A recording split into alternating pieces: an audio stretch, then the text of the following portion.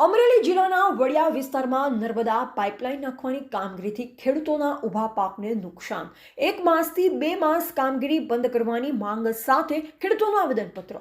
શિયાળુ પાક તૈયાર થવામાં 1 માસથી 2 માસનો જ સમય બાકી, ખેડૂતોના મોઢે આવેલો કોડિયાનો છીનવો સરકાર। કિસાન ક્રાંતિ ટ્રસ્ટ અને ખેડૂત આગેવાનોએ વડિયા મામલતદારને આપ્યું છે આવેદનપત્ર।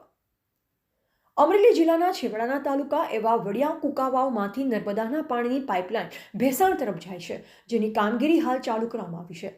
ચોમાસા બાદ ખેડૂતોએ પોતાની જમીનમાં શિયાળુ પાક ચણા, ધાણા, તુવેર જેવા પાકોનું વાવેતર કરેલ હોય, જે 1 માસમાં સંપૂર્ણ તૈયાર થાય તેમ હોય ત્યારે હાલ આ ખેડૂતોના તૈયાર પાકમાં પાઇપલાઇન નાખનાર કોન્ટ્રાક્ટર JCBથી ખોદકામ કરી ઊભા પાકને નુકસાન કરતા હોય ત્યારે ખેડૂતોએ આ કામગીરી થોડા સમય માટે વડિયાથી ખાખરી આસપાસ અટકાવી, તે ફરી શરૂ થતાં ખેડૂતોએ હાલ વડિયા મામલતદારને આવેદનપત્ર આપી આ કામગીરી 1 માસ પૂરતી મુલતવી રાખીને ખેડૂતોના મોઢે આવેલો શિયાળુ પાકનો કોડિયો ન છીનવાય અને હાલ તુરંત આ કામગીરી બંધ કરવા સૂચના આપવામાં આવે તેવી માંગણી કરવામાં આવી છે। આ તકે ખેડૂતો મામલતદારને 2 હાથ જોડી પોતાના પાક બચાવવા વિનંતી કરતા જોવા મળ્યા। જો કે આ કામગીરી શરૂ રાખવામાં આવશે તો આવનાર સમયમાં ઉગ્ર આંદોલનની ચીમકી પણ ઉચ્ચારવામાં આવી। આ તકે મામલતદાર દ્વારા ખેડૂતોની રજૂઆત તાત્કાલિક ઉચ્ચ કક્ષાએ કરવાની ખાતરી આપવામાં આવી છે। રિપોર્ટર બિપિન રાઠોડ, જિલ્લા બ્યુરો ચીફ, અમરેલી। અમરેલી જિલ્લાના વડિયા કુકાવ તાલુકાના વડિયા ગામની અંદર વડિયા મામલતદાર ઓફિસ પાસે આજ મેજિસ્ટ્રેટ સાહેબ પાસે વડિયા ગામના ખેડૂતો પોતાની અરજી અને વિનંતી લઈને આવ્યા છે અને મામલતદાર સાહેબ પાસે પોતાની રજૂઆત કરી છે।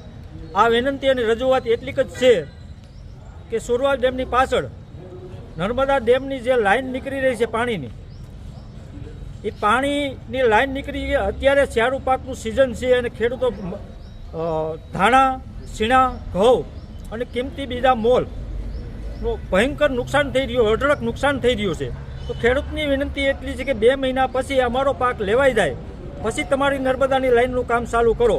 આ વિનંતી મામલતદાર સાહેબને ખેડૂતો પોતે હાજર રહી અને ખેડૂત ખાતેદારો મેજિસ્ટ્રેટ સાહેબને વિનંતી કરી અને મેજિસ્ટ્રેટ સાહેબે આની વિનંતીને સ્વીકારી છે અને ખેડૂતોને ખાતરી આપી છે કે તમને નુકસાની નહીં થવા દે। અંદાજે કેટલી જમીનમાં હાલ પાક ઉભો છે?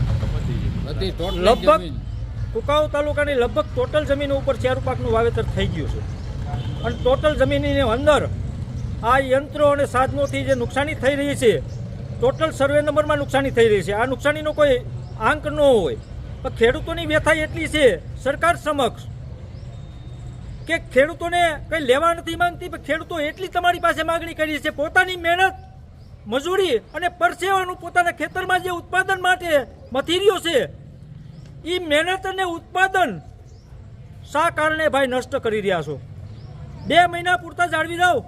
આ ખેડૂતો તમને કહે કે ભાઈ તમે નાખી દો, કોઈ અમને તકલીફ નથી, લાઈન નાખો તો અમને તકલીફ નથી, કોઈ અમારો કોઈ વાંધો વિરોધ નથી, પણ અમારી વિનંતી એટલી છે કે અમને અમારી મહેનત કરેલો અમારો પાક અમારા હાથમાં આવવા દો, અમારા ખેતરમાં મહેનત કરેલો પાક અમારા હાથમાં આવવા દો, એટલી સરકારની વિનંતી કરી રહ્યા છે અને મને આશા છે કે સરકાર સાંભળશે।